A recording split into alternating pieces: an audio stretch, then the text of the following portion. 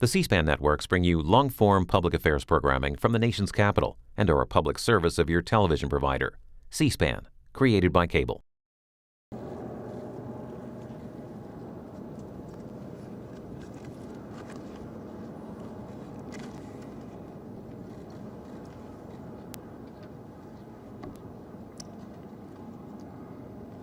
"71 years ago, on a bright, cloudless morning, death fell from the sky and the world was changed.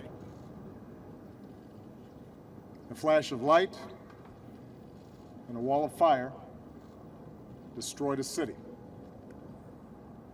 and demonstrated that mankind possessed the means to destroy itself. Why do we come to this place, to Hiroshima? We come to ponder a terrible force unleashed in a not-so-distant past. We come to mourn the dead,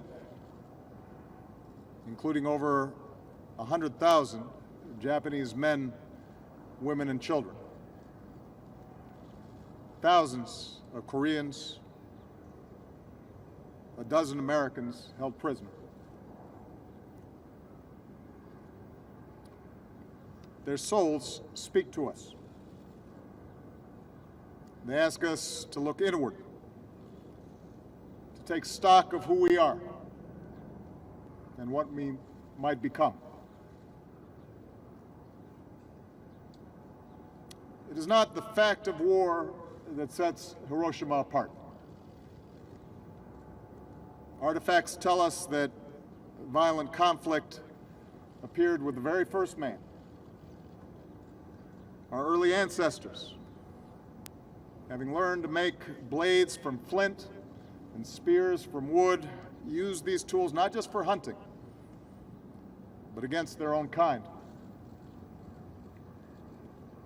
On every continent, the history of civilization is filled with war, whether driven by scarcity of grain or hunger for gold, compelled by nationalist fervor or religious zeal. Empires have risen and fallen. Peoples have been subjugated and liberated. And at each juncture, innocents have suffered a countless toll, their names forgotten by time. The world war that reached its brutal end in Hiroshima and Nagasaki was fought among the wealthiest and most powerful of nations. Their civilizations had given the world great cities and magnificent art. Their thinkers had advanced ideas of justice and harmony and truth. And yet, the war grew out of the same base instinct for domination or conquest that had caused conflicts among the simplest tribes. An old pattern amplified by new capabilities and without new constraints. In the span of a few years, some 60 million people would die. Men, women, children. No different than us. Shot, beaten, marched, bombed, jailed, starved, gassed to death. There are many sites around the world that chronicle this war. Memorials that tell stories of courage and heroism. Graves and empty camps that echo of unspeakable depravity. Yet in the image of a mushroom cloud that rose into these skies, we are most starkly reminded of humanity's core contradiction.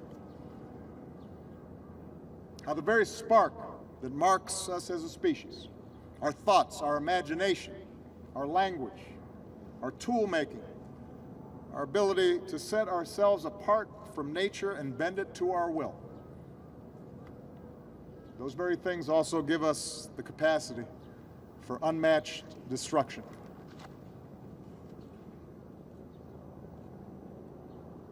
How often does material advancement or social innovation blind us to this truth?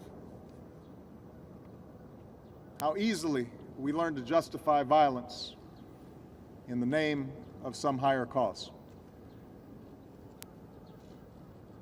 Every great religion promises a pathway to love and peace and righteousness, and yet no religion has been spared from believers who have claimed their faith as a license to kill.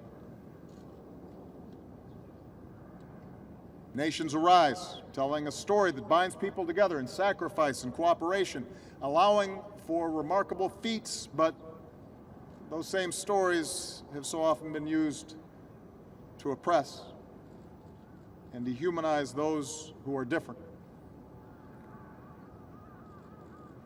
Science allows us to communicate across the seas and fly above the clouds, to cure disease and understand the cosmos, but those same discoveries can be turned into ever more efficient killing machines. The wars of the modern age teach us this truth. Hiroshima teaches this truth. Technological progress without an equivalent progress in human institutions can doom us. The scientific revolution that led to the splitting of an atom requires a moral revolution as well.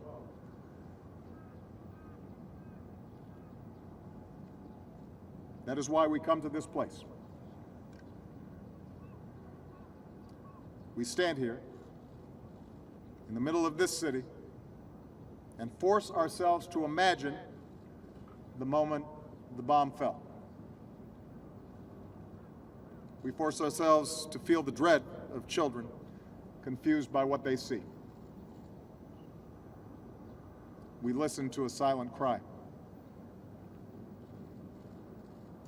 We remember all the innocents killed across the arc of that terrible war and the wars that came before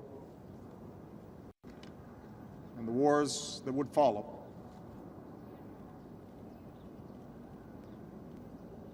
Mere words cannot give voice to such suffering. But we have a shared responsibility to look directly into the eye of history and ask what we must do differently to curb such suffering again.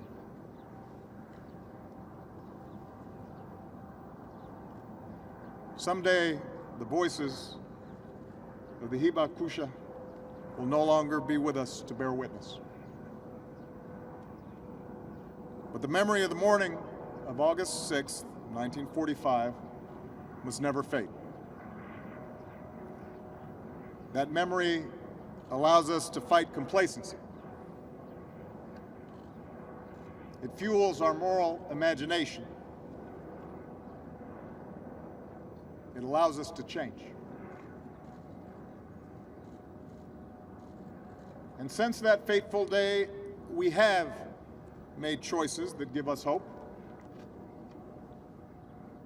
The United States and Japan forged not only an alliance, but a friendship that has won far more for our people than we could ever claim through war. The nations of Europe built a union that replaced battlefields with bonds of commerce and democracy. Oppressed peoples and nations won liberation. An international community established institutions and treaties that work to avoid war and aspire to restrict and roll back and ultimately eliminate the existence of nuclear weapons. Still, every act of aggression between nations, every act of terror and corruption and cruelty and oppression that we see around the world shows our work is never done. We may not be able to eliminate man's capacity to do evil. So nations and the alliances that we formed must possess the means to defend ourselves. But among those nations like my own that hold nuclear stockpiles, we must have the courage to escape the logic of fear and pursue a world without them. We may not realize this goal in my lifetime, but persistent effort can roll back the possibility of catastrophe. We can chart a course that leads to the destruction of these stockpiles. We can stop the spread to new nations and secure deadly materials from fanatics.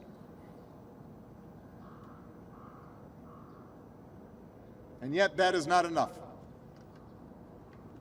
For we see around the world today how even the crudest rifles and barrel bombs can serve up violence on a terrible scale.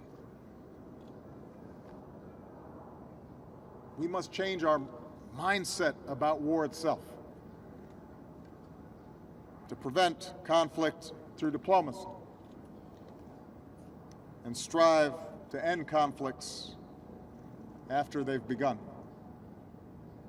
To see our growing interdependence as a cause for peaceful cooperation and not violent competition. To define our nations not by our capacity to destroy, but by what we build. And perhaps above all, we must reimagine our connection to one another as members of one human race. For this, too, is what makes our species unique. We're not bound by genetic code to repeat the mistakes of the past. We can learn. We can choose. We can tell our children a different story, one that describes a common humanity, one that makes war less likely and cruelty less easily accepted. We see these stories in the Hibakusha, the woman who forgave a pilot who flew the plane that dropped the atomic bomb because she recognized that what she really hated was war itself. The man who sought out families of Americans killed here because he believed their loss was equal to his own.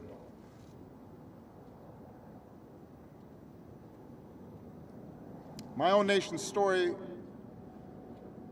began with simple words. All men are created equal and endowed by our Creator with certain unalienable rights, including life, liberty, and the pursuit of happiness. Realizing that ideal has never been easy, even within our own borders, even among our own citizens. But staying true to that story is worth the effort. It is an ideal to be strived for, an ideal that extends across continents and across oceans. The irreducible worth of every person, the insistence that every life is precious,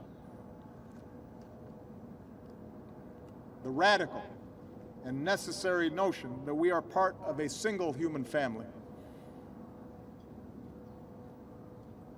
That is the story that we all must tell. That is why we come to Hiroshima, so that we might think of people we love. The first smile from our children in the morning, the gentle touch from a spouse over the kitchen table, the comforting embrace of a parent. We can think of those things and know that those same precious moments took place here 71 years ago. Those who died, they are like us.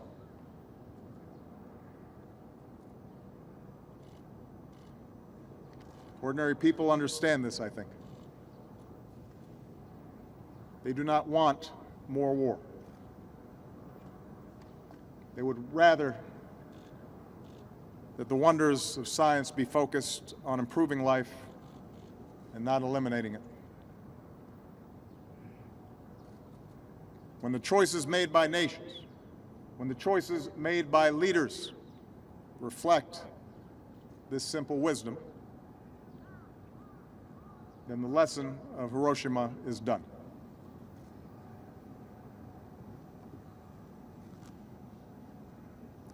The world was forever changed here. But today, the children of this city will go through their day in peace.